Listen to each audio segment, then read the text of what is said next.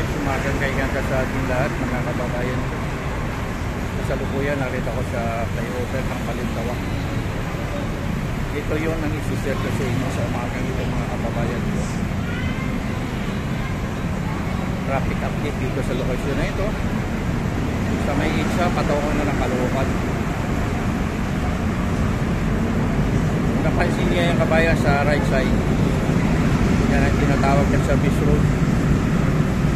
Ito naman sa padiretsyong ito, papunta ng Monumento. Ganito ka-traffic ngayon sa lokasyon na ito. Yung isang pakanan, maliban dyan sa service road mga kababayan ko, going to Bulacan yan, Baguio City, papunta na ng Northern Luzon. Yan naman napapansin nyo kabayan na tulay na pahaba. Diretsyo ng pakanan yan naman ay papuntang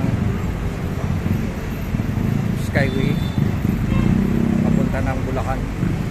Pag yan naman tapos, padiretsyo yan ng New Manila Airport.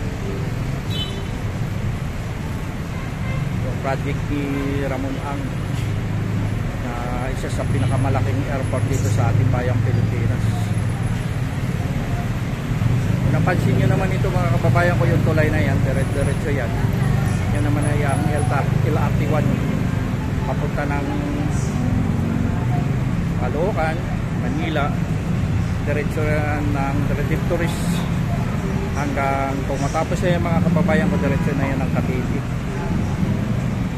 Ito naman yung sa left side, papalik naman yan ang papunta na ng Makati.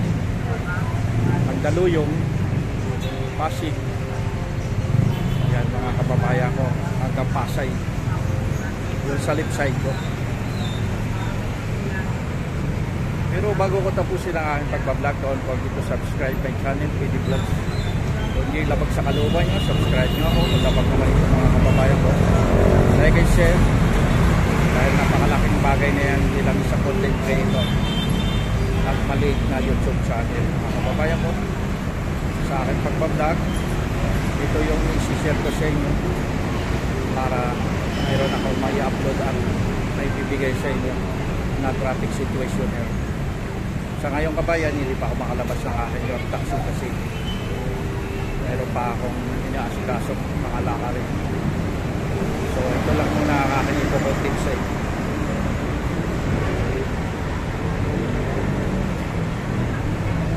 Kabayan, yun ay ang Balintawak public market.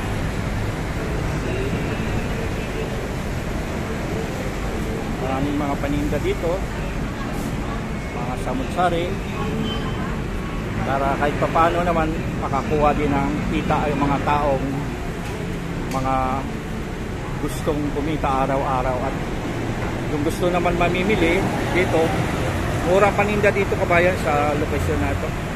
Gusto nyo, pumunta kayo dito para kahit paano kumita din ang mga nagtitinda dito kapag bigay tayo tulong sa kapwa natin mga mamayang Pilipino para kumita din sila pang hanap buhay nila pang araw-araw.